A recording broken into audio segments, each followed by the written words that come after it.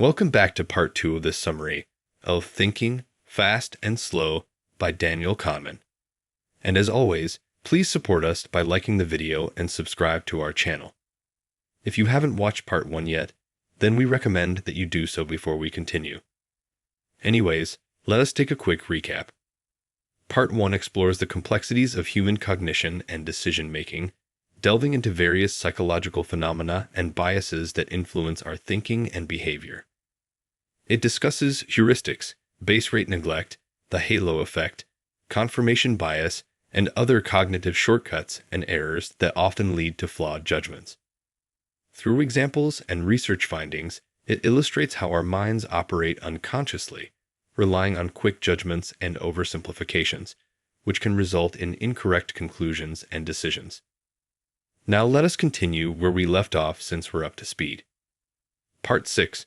Past Imperfect. Why we remember events from hindsight rather than from experience. Our minds don't simply recall experiences.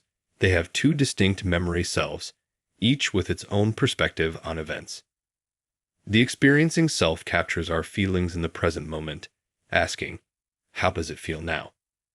Meanwhile, the remembering self records the overall unfolding of an event, asking, "How was it on the whole?" While the experiencing self provides a more accurate depiction of the moment, our memories are largely influenced by the remembering self, which shapes our recollection after the fact. Two factors contribute to the dominance of the remembering self. Firstly, duration neglect leads us to prioritize specific memories over the total duration of an event.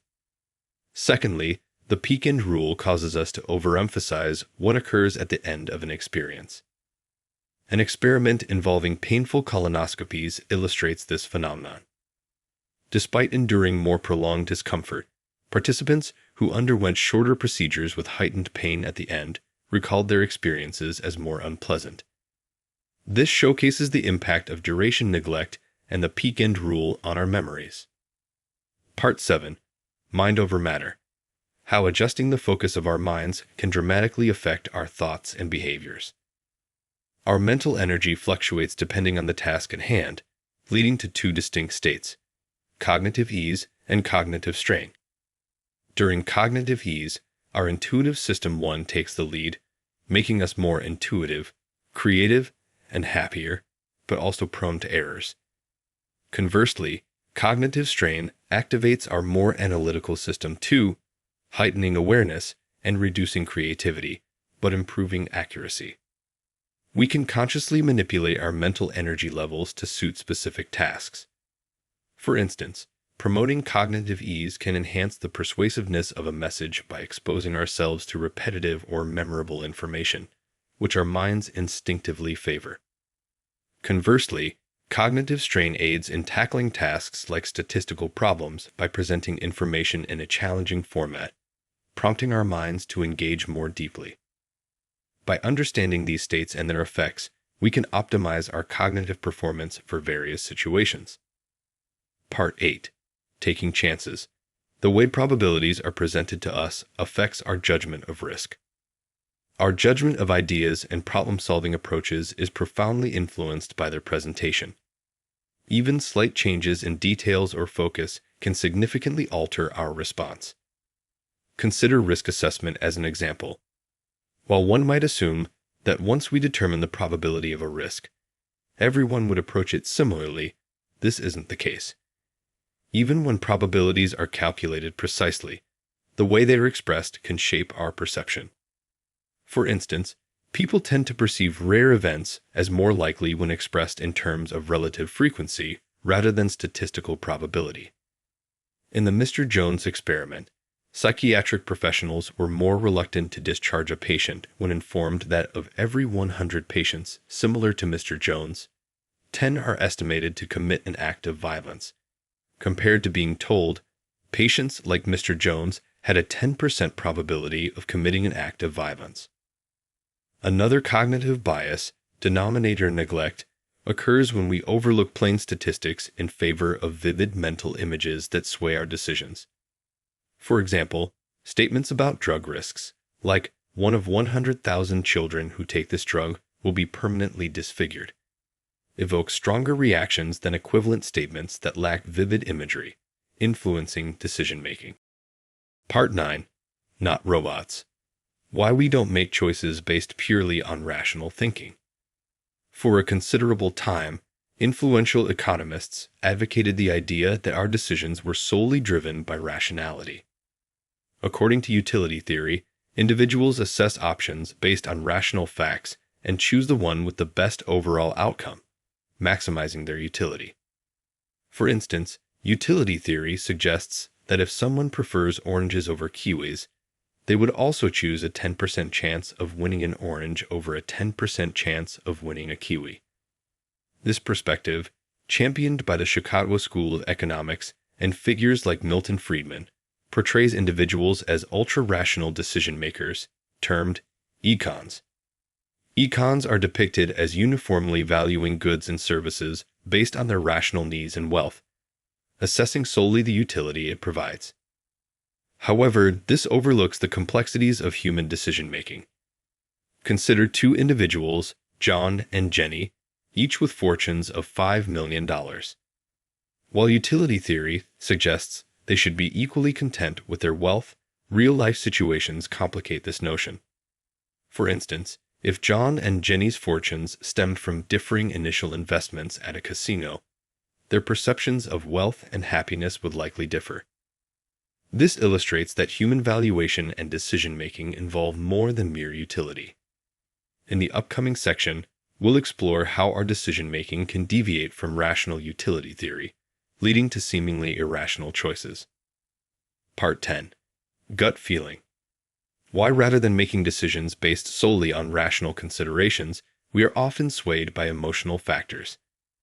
If utility theory falls short, an alternative framework proposed by the author is prospect theory, which challenges the assumption of purely rational decision-making. In prospect theory, choices aren't always rational, as illustrated by scenarios where individuals exhibit different behaviors despite similar probabilities and outcomes. For example, when given the option between a sure gain or a risky gamble, people tend to choose differently depending on whether they perceive the situation as a gain or a loss.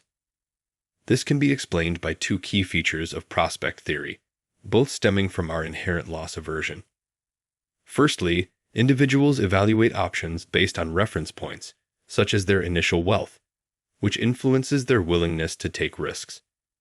Secondly, the diminishing sensitivity principle suggests that perceived value may differ from objective worth. Thus, the emotional impact of gains and losses varies depending on the context, leading to seemingly irrational decisions. Overall, prospect theory provides insight into why individuals may deviate from rationality in decision-making, highlighting the role of subjective perceptions and emotions in shaping choices. Part 11. False images. Why the mind builds complete pictures to explain the world, but they lead to overconfidence and mistakes. Our minds naturally rely on cognitive coherence to construct complete mental pictures that help us understand and navigate situations. For instance, we form mental images of different weather conditions, such as a bright, hot sun representing summer. These mental images play a crucial role in decision-making. When faced with choices, we refer to these images and base our assumptions and decisions on them. However, this reliance on mental images can lead to overconfidence, even when data and statistics contradict our perceptions. For example, despite a weather forecast predicting cooler temperatures, we may still dress for hot weather based on our mental image of summer, only to find ourselves shivering outside. To overcome this overconfidence and improve predictions, we can employ strategies such as reference class forecasting. By using specific historical examples rather than relying solely on general mental images, we can make more accurate forecasts. Additionally, developing a long-term risk policy that includes plans for both success and failure in forecasting can help mitigate errors. For instance, bringing along a sweater on a potentially cool summer day ensures preparedness regardless of the weather forecast.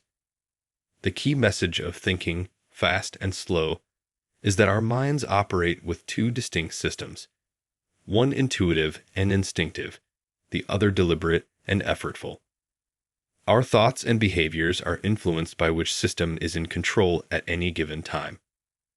Actionable advice from the book includes 1. Repeat the message. Messages become more persuasive with repetition, as our brains are wired to associate repeated exposure with safety. 2. Don't be swayed by rare statistical events over-reported in the media. Vivid images of disasters can skew our perception of their likelihood, leading to overestimation. 3.